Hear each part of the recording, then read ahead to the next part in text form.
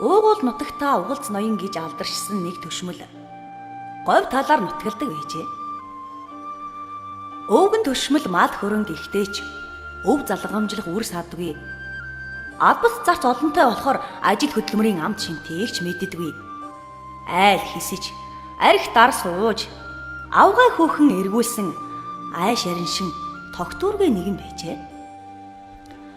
Залуу зандан насаа завхай зайдан амьдралаар өнгөрөөсөн өвгөн төшмөл нас ахиж цал буурал болсон ч олон жил тоонтой гэрт толгой холбож тостой тогоонд хушуу холбсон амьдэрсэн аваал гэргийгээ хөгшин гэж голоод нутгийн залуу бүсгүйчүүдэд сэтгнэн улцсан цээлгэр нүдэ ирмэх айдан өнжүү улаан хамраа мушийлган байж санаархавч цаадуулан даанч тоодгүй ээжээ.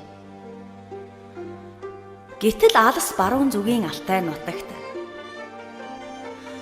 өндөр гойлог биетэй өнгөлөг сайхан царайтай зүс гэдг нь цас мэд цэвэрхэн харсан хүний нүд булам хасын цагаан шүттэй хонгор гэдэг нэртэй хосгүй сайхан хүүхэн байдаг гэж өвгөн төшмөл сонсчээ.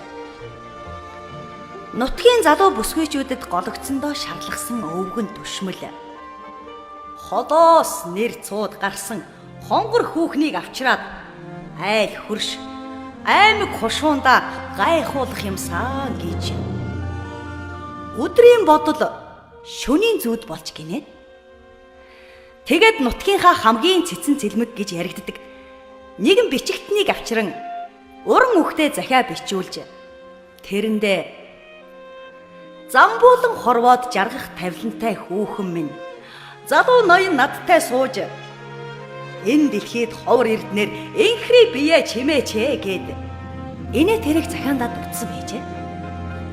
Ингээд тахар хяа нараа дээдсийн гоёлоор гоёж хурдан сайн мордосоо унуулад алтан сайхан хүүхнийг аваад ир гэд явуулжээ. Насан туршдаа хүнийг дарлаж сансан хэрэгээ амархан бүтээж сурсан өвгөн төшмөл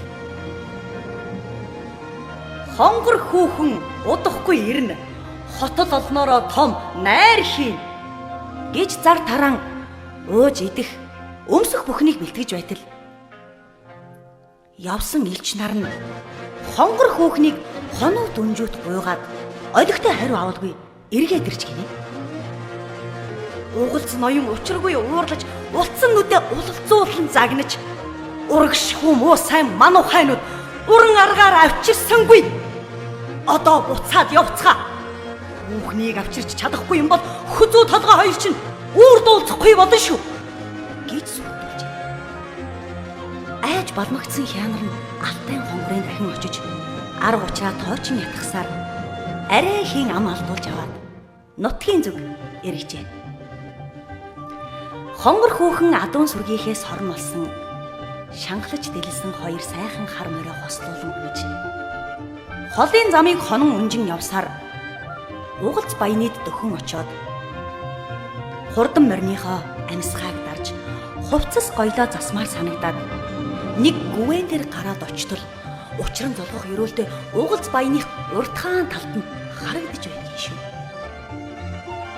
Төшмөл улаан халзан гэрийнхээ үүдэн суугаад аваад хөгшин дэргийгээрээ азай буурал толгойгоо атгуул амьдын төдий амтан сууж байгаад хонгор хүүхэн харчаад сая учрыг гадарламагц учиргүй гансран гутарч аваад хөгшин гэргийтэй азай буурал хөгшин байж арга зал мэхэр алтай нутгаас минь авчирсны учир энэ үү?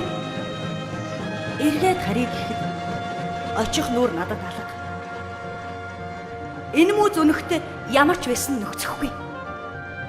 Одоо би эндээс хаашаач явахгүй. Овоо толгойд хувлие гээд ганцгалж ирсэн хүнжлөө урдууран ороогоод өмсөж явсан дээлэн тайж хойгууран тунтраад унаж явсан хоёр сайхан шанхад морой хоёр ууланд тавьж дуучгаад суучаад. Тэр цагаас хойш дэл хүнжил гэдэг хоёр уулын хооронд эгжин хөөрхөн хонгор овоо холоос цайран харагдах болжээ. Харин бардам дээрэнгийн угалц ноён баруун зүг рүү хошууран тогтсон барсайсан буурал хүрэн бол ботчихсан юм гинэ. Шанхад хоёр морины дээшсэн хоёр ууланд сайхан адууны удам тархаж Шанхайн хурдан морь бий болсон гэж домог төгсдөг.